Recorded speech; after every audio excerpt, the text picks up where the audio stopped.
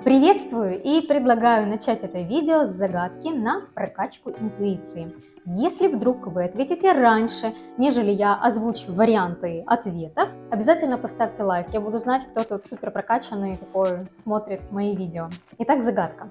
Кто способен удержать аудиторию с первого касания надолго-долго-долго? При этом аудитория будет уважать этого человека, а этот человек не будет смешным для аудитории, и он будет очень авторитетным, и он будет супермагнитом. Итак, варианты ответов. Та-дам! Шут не может быть авторитетом, потому что уже с первой секунды, если шут правильно играет свою роль, он начнет веселить аудиторию. Аудитория расслабится и будет классно и кайфово. Правитель же вызывает уважение, авторитет, но в то же время он немножечко передавливает с позиции силы. Философ-мудрец также заслуживает уважения, но через какой-то период это все выглядит очень скучно и сухо, поскольку философ очень сильно погружен в себя, в свои изучения, а маг, он цепляет аудиторию с первого касания. И мы никогда не можем понять, почему этот человек нас так завораживает. Вот заходите вы в компанию, и видите вы девушку или парня, или несколько людей, группу какую-то, и вот как магнитом туда тянет. Это значит, что у этих людей развит архетип мага. При этом этот архетип мага может проявляться в одежде, может не проявляться в одежде, там может быть такая вот внутренняя энергетика прокачанная. Но поверьте, архетип мага есть в каждом, абсолютно в каждом из нас, и начинает он проявляться у всех в разном возрасте. Например, архетип мага – это вообще преобразование состояния, преобразование того, что мы думаем, о чем мы думаем, как и как мы это все воплощаем. То есть такая вот трансформация постоянная. А ведь мы каждый день трансформируемся, особенно те, кто работают над собой, те, кто делают медитации, те, кто ходят, танцуют, те, кто трансформирует свое тело, трансформирует свое мышление. Это и есть архетип мага. Конечно, рекламщики – это архетип мага, психологи – архетип мага, компьютерные варианты, вся вот эта вот генная трансплантация органов – это тоже все маги. Но поверьте, если вы родитель, то вы маг, потому что вы, когда видите, что ваше чадо не совсем счастливо или угнетено, или есть какие-то проблемы, вам нужно перевести вашего ребенка с одного состояния в другое. И именно в этот момент вы становитесь магом, потому что вы изменяете состояние. И то же самое, когда мы в подростковом периоде, да, мы бунтари, вот главный наш там архетип – это бунтарь, который сносит все правила, там самосознание личности идет, но в то же время есть маг, потому что, ну, камон, мы все равно все манипулировали своими родителями, то есть по факту он там даже раньше немножечко включался.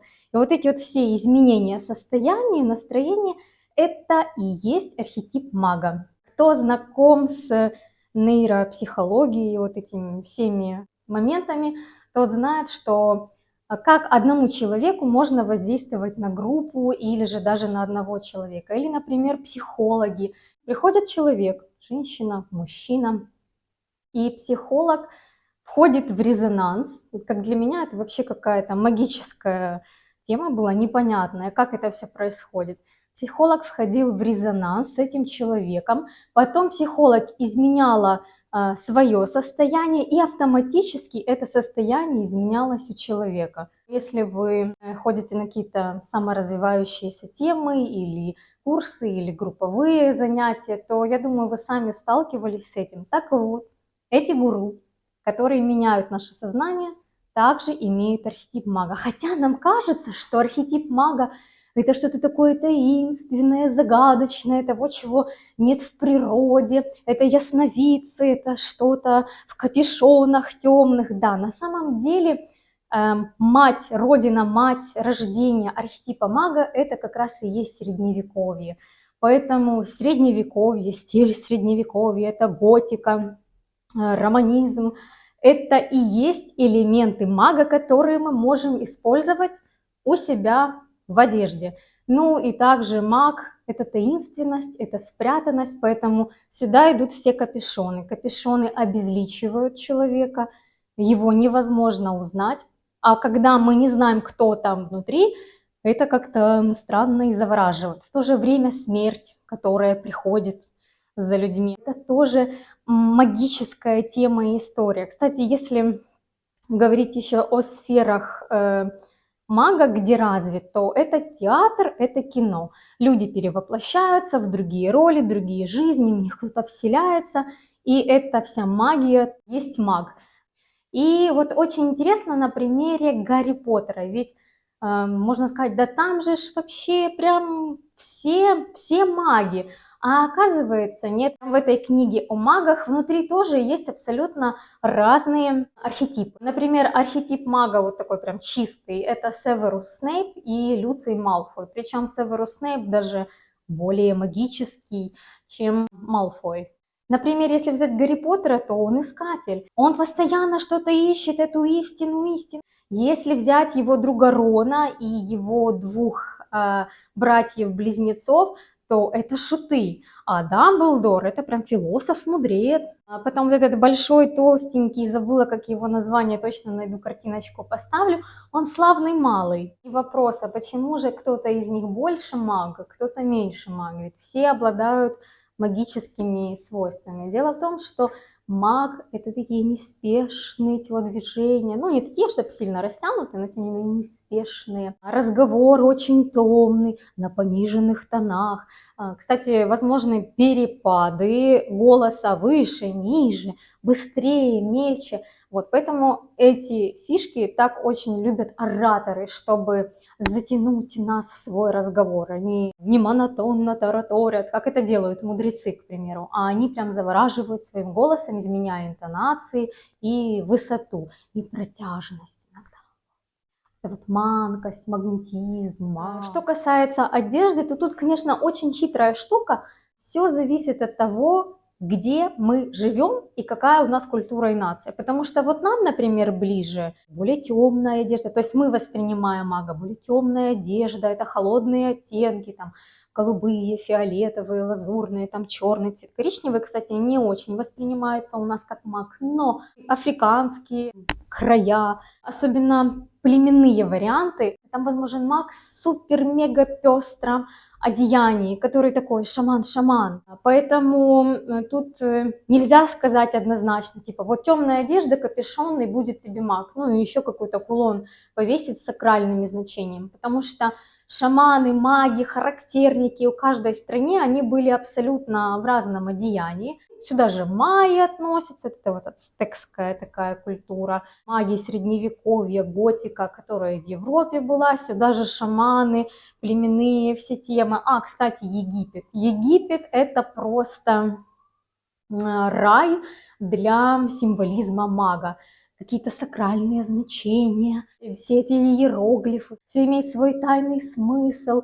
И очень интересно, если искатель постоянно ищет истину, чтобы открыть ее, наконец-то, то маг совсем нет. Для него истина — это поиск истины ради истины, это постоянный процесс, он все время идет, где-то копается глубоко-глубоко. Как же понять, кто маг или нет?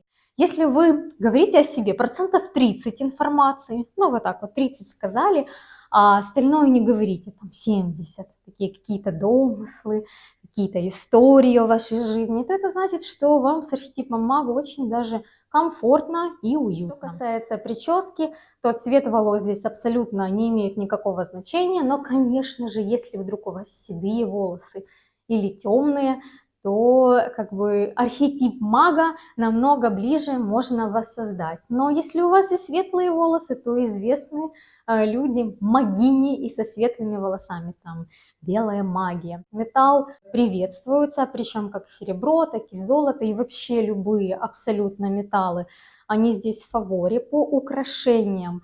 Это символизм. Все оно будет похоже немножечко на какие-то оккультные штуки, достаточно массивные, привлекающие внимание и вызывающие вопросы. Можно перепутать немножечко тут мага и искателя, потому что искатель, если вы смотрели предыдущие видео, то вы помните, что искатель любит собирать всякие побрякушки с мест, где он путешествует, и надевать все на себя, то маг, он не все надевает, но как бы тоже немножечко схожий вариант. И только если у искателя это будет просто интересно рассмотреть, а что там, то у мага будет казаться, что это все поползет, или оттуда что-то вырвется, подымит.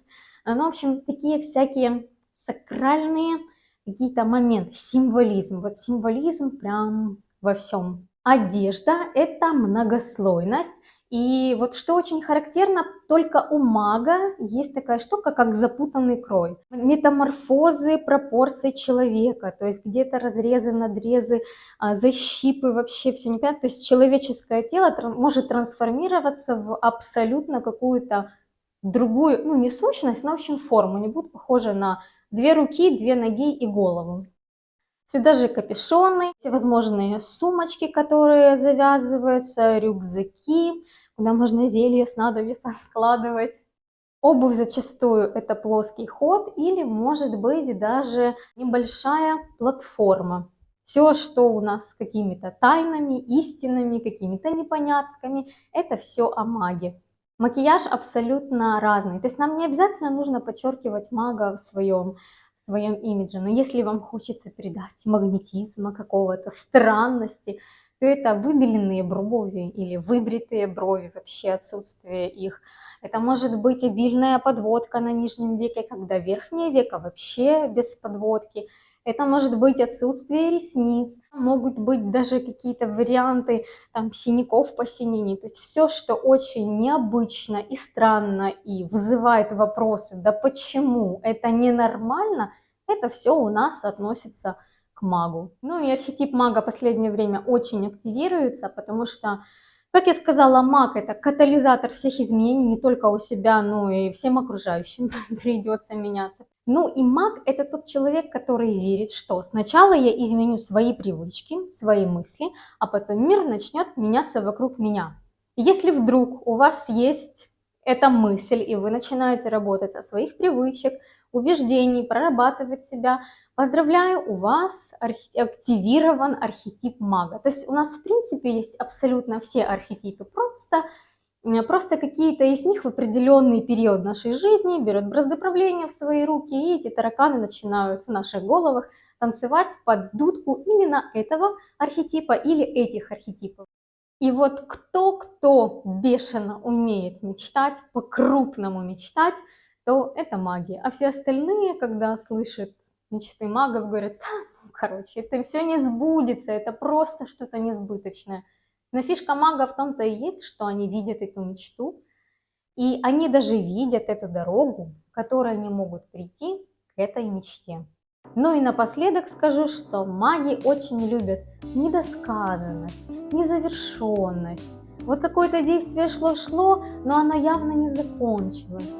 Возможно, помните фильм «Начало»? Там в конце таки непонятно, проснулся этот Леонардо Ди Каприо, его сон или это была его реальность. Вот это вот момент неда-неда, это и есть момент мага. Фильм «Самые крутые обольстители», когда они становились любовниками и любовницами богатеньких мужчин и женщин, они всегда использовали момент недосказанности.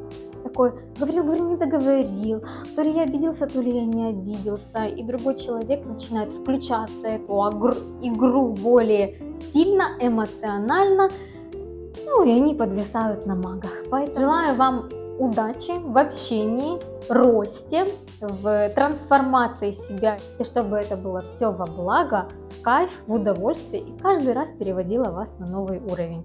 Обнимаю и до встречи в следующих видео. Пока-пока!